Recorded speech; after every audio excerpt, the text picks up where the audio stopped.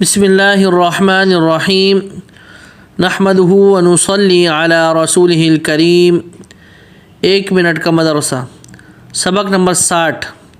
الحمدللہ سبق نمبر 60 ہے اور ہر سبق میں 5 چیزوں کا تذکرہ ہوتا ہے: ترجمہ نماز، ایک سنت، ایک کبیرہ گناہ، گناہ کے نقصانات، طاعت اور عبادت کے فوائد۔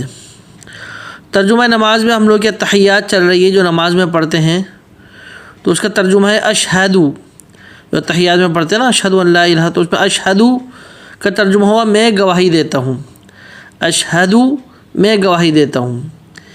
ایک سنت، کل عورتوں کی نماز کے طریقے کا یہ فرق بیان ہوا کہ نمبر 1، عورت رکوع میں دونوں ہاتھ کی انگلیاں ملا کر گھٹنوں پر رکھ دے اور مردوں کی طرح انگلیاں کشادہ کر کے گھٹنوں کو نہ پکڑے۔ دوسری سنت کہ دونوں بازو پہلو سے خوب ملائے رکھے، رکوع میں جب دونوں بازوؤں کو اپنی پسلیوں سے ملا کر رکھے۔ اور آج کا سبق سنت نمبر 3 کہ دونوں پیروں کے ٹخنے بالکل ملا دے۔ یعنی مرد جب نماز میں کھڑے ہوں گے تو پاؤں کو کھول کے کھڑے ہوں گے، لیکن عورت کے طریقہ ہے کہ دونوں پاؤں کو بالکل ملا کر یہ ٹخنے آپس میں ملے، اتنا ملا کر کھڑے ہونا چاہیے اس کے لیے۔ ایک کبیرہ گناہ، بڑے بڑے گناہ جن پر سخت عذاب کی وعید آئی ہیں، ان میں سے ایک بڑا گناہ ہے لڑکیوں کو میراث کا حصہ نہ دینا۔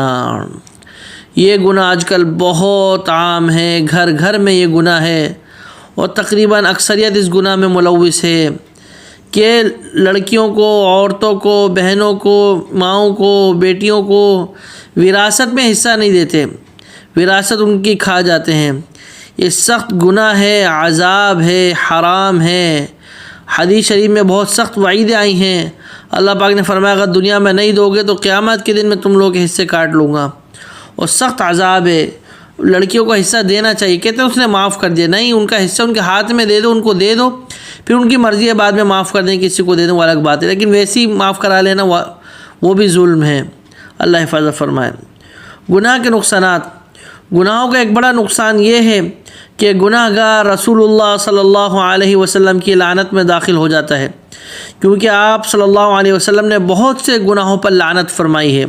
مثلا قوم لوط کا عمل کرنے والے پر، تصویر بنانے والے پر، چور پر، اور صحابہ کو برا کہنے والے پر، وغیرہ وغیرہ۔ اگر گناہ پر کوئی اور سزا نہ بھی ہو تو کیا یہ تھوڑا نقصان ہے کہ حضور صلی اللہ علیہ وسلم کی لعنت میں شخص آ گیا؟ اللہ حفاظت فرمائے۔ طاعت اور عبادت کے فوائد، نیکی اور طاعت کا ایک دنیاوی فائدہ یہ ہے کہ اللہ تعالیٰ کے فرما برداری سے حکومت و سلطنت باقی رہتی ہے۔ حکومت و سلطنت تو ہر شخص کی ہے، کسی کا اپنے گھر پر ہے، اپنے کاروبار پر ہے، اپنے شاگردوں پر ہے۔ یہ مطلب نہیں کہ حکومت و سلطنت سے خالی بادشاہ، وزیر اعظم، وزراء یہی مراد ہے، نہیں، ہر شخص کی کچھ نہ کچھ سلطنت ہے، حکومت ہے، بھلے اپنے بچوں پر، اپنی اولاد پر، اپنے رشتہ داروں پر۔ ایک اللہ تعالیٰ نے مقام دیا، ایک مرتبہ دیا، ایک عزت دی ہے، تو نیکی و طاعت سے اللہ پاک وہ برقرار رکھتے ہیں۔ اللہ پاک ان باتوں کو ہمیں سمجھنے اور عمل کرنے کی توفیق عطا فرمائے۔ وآخر دعوانا ان الحمد للہ رب العالمین۔